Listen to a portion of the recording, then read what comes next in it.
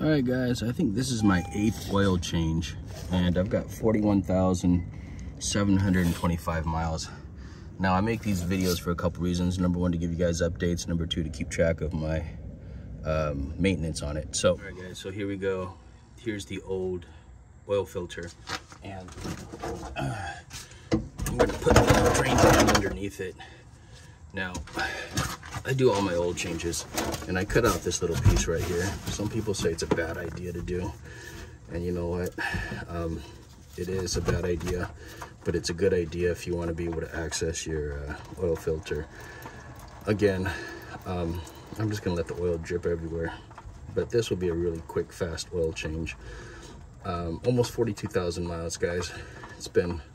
I've had this vehicle for I think about 14 to 15 months, closer to 15 months now. It still runs good, okay? So what I did was I warmed up the engine for about 3 to 4 minutes. So you want the oil to kind of be flowing a little bit. You can tell by looking at it, it's pretty black. I'd say I do my oil changes about every 5,000 miles. And honestly, the vehicle's been running great. 42,000 miles, still performing well. What other upgrades do I have? Updates. I put the snow tires on a couple days ago, a day or two ago, and so it's pretty much ready to go. These are, believe it or not, Camaro rims. Bought them off Amazon. I'll put a link in the description, but they're for the same size, 245, 60, 18 tires. And I bought these Winter Cats snow tires, so I'm hoping it snows pretty good, so we'll see what happens. I've got my fumoto valve down there. Let me see if I can show it to you, and I'm going to see if I can make an adjustment there on that. So what I do, I don't even have to jack the vehicle up. I just take off the safety pin, just like that. And here's what the safety pin looks like. It looks like this. And then I just take this and I push the lever, and then the oil starts draining out, and that's it. So I'm just gonna let it drain just like that. And I don't really need any tools. The only thing that I needed a tool for was to open up the oil fill plug. That was it. But let me show you what I use here.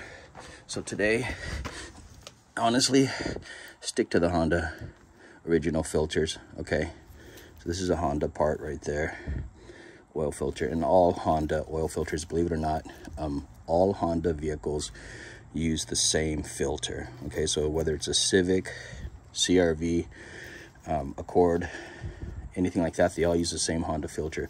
That part I like in the engineering part. I'm going to use some Valvoline. I like Valvoline, and I'm also going to use about a quart of this or less. I just put a little bit of this stuff in. It works really good. It's a Lucas oil, heavy duty oil stabilizer, thick like honey, works really good. Okay, car's been awesome, guys. Okay, now the only tool that I used was this, and it was to take off this cap.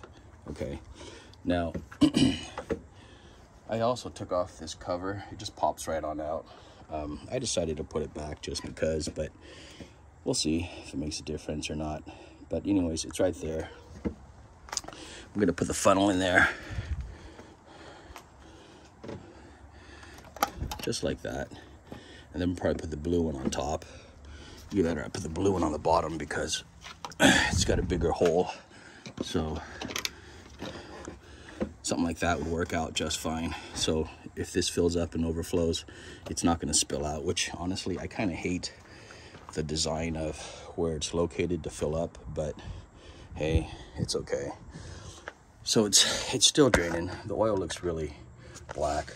You can see it there. I get my use out of it. Definitely get the miles out of it. Truck's been running great, guys. 42,000 miles. let's see what else. I have put this vehicle to a lot of use. It's nice.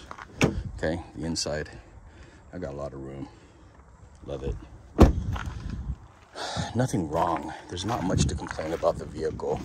And, you know, I try to find things to complain about. Okay, yeah, one thing is it does have lower clearance, and this bull bar, every once in a while, it'll scrape the bottom, just because it lowers.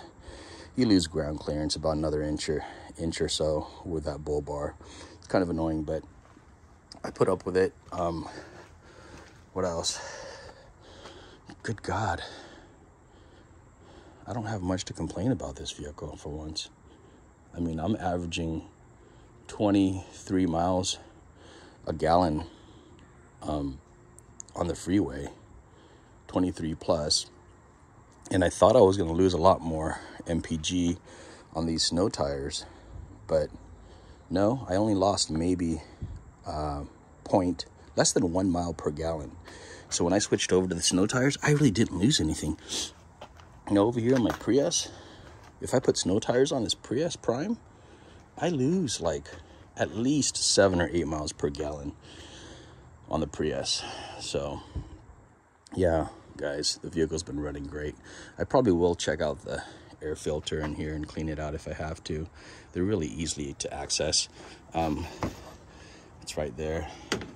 Now, I put the sticker on because I thought I was going to use the K&N air filter, but I decided not to use the K&N air filter, and the reason is because it ran worse with the filter on. Yeah, can you believe that? It actually ran worse with this air filter on. So I replaced it back with just a standard paper filter, and it works really good. I did put in some new high beams, LED high beams, and they're kind of red. You can kind of see them in there. I like them a lot. They work really well. So the high beams, I made a video on that as well. Goodness gracious. Let's see if it's done. Just about done. So all I got to do is put on the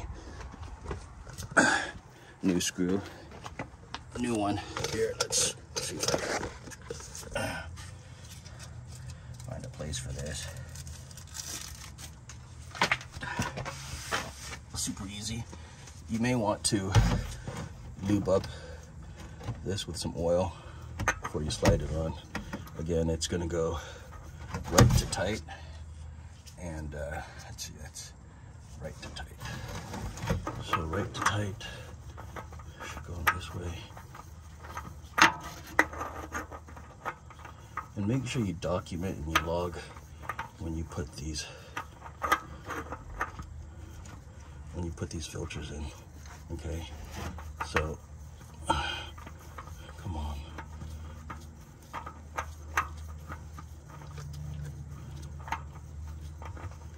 Maybe I'm going the wrong way. Maybe it's left to tight. Well, it's going. There you go. So that's why I cut this thing out. It was such a pain in the butt, guys, when I had this plastic cover in the way. And yeah, I know it's probably to protect it with dirt and debris down there.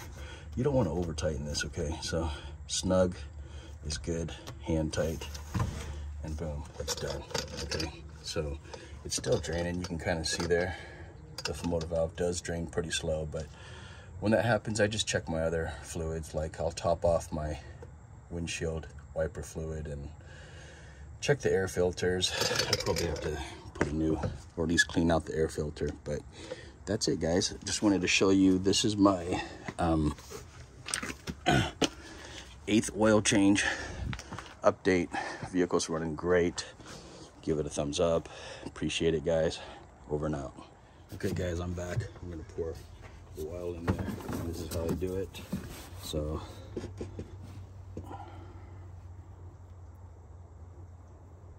just like that. Okay, it takes about roughly 5 quarts. Yeah, it takes about 5 quarts. So make sure you're putting roughly about that in. Make sure you check the dipstick on a level area. Run the engine for a for about a minute, and then turn it off, check the dipstick, make sure it's in the middle of the mark, somewhere in the proper range, and you're good to go. Now, the Lucas oil that I use is thick like honey, and it's made all my engines run really good, especially all of my vehicles actually. I used to burn oil in my Subaru Forester 2015, and I started putting Lucas oil treatment in with a little bit thicker oil, so I'll usually bump it up a little bit. I mean, the only reason why they reduced the weight of oil is for gas savings. It's makes the engine run with less friction, but it's also less protection. So one thing I've noticed that throughout my 30 years of car ownership and maintenance of do-it-myself, go a little thicker on the oil. You really don't lose much for MPG. And yeah, so anyways, that's how you do it. I just wanted to show you guys.